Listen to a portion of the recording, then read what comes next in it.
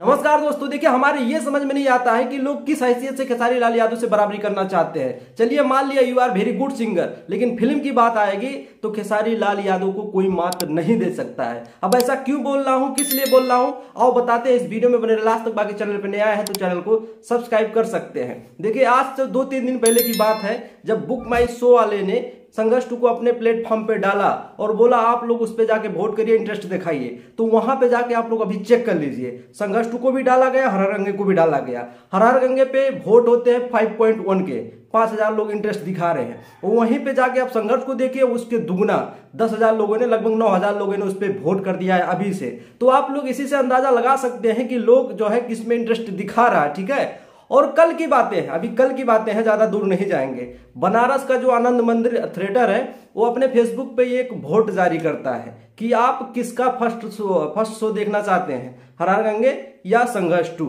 जब इसको वोटिंग चालू किया जाता है तो कुछ घंटे के लिए उस पे जो हर हर गंगे पे ज्यादा वोट आते हैं। ठीक है, लेकिन कुछ घंटे के बाद जब खेसारी लाल यादव के फैन एक्टिव हो जाते हैं तो अभी जाके आप चेक करिए तो यहाँ पे संघर्ष 2 को 11,000 वोट हुए हैं, तो वहीं पे जो है हर हर गंगे को 6,000 वोट होते हैं, यानी 4-5 हजार वोट से ज्यादा चल रहे खेसारी लाल यादव। और आज हमको समझ में आ गया है कि ये जो चंदन उपाध्याय जी, समझ में आ गया उनको कि मुझे खेसारी लाल यादव को लेकर मूवी बनाना चाहिए कि पवन सिंह को लेकर मूवी बनाना चाहिए, कि उनको बहुत बढ़िया से पता चल गया है। देखिए अगर सेम मूवी में अगर कहीं खेसारी लाल यादव को लिया गया होता तो आज दृश्य कुछ और होता।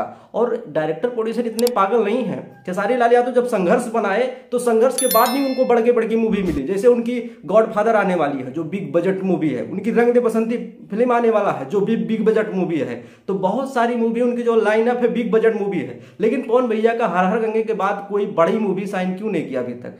सबको पता है कि पवन सिंह गाना गा सकते हैं, लेकिन अगर फिल्म की बात आएगी तो खेसारी लाल यादव को कोई मात दे ही नहीं सकता है, क्योंकि जितना उनका गाना सुनता है उतना ही फिल्म देखता है, उतना ही स्टेज शो सुनता है। और लोग यहाँ पे पता नहीं क्या घमंड पाल के बैठ जाते हैं कि खेसारी लाल यादव से बराबरी करना चल सकते हैं। और अभी मैं रिव्यू देने वाला हूँ, अभी भी मैं व्यूज का कंपेयर करने वाला हूँ हर हर गंगे वर्सेस आपका संघर्ष 2। जब हर हर गंगे आया था तो उस पर क्या व्यूज है, संघर्ष 2 आया था उस पर क्या व्यूज है। एक दिन के अगर व्यूज बताएंगे तो आपका दिमाग घूम जाएगा, और उसका जो है नेक्स्ट वीडियो में सारा बताने वाला हूं।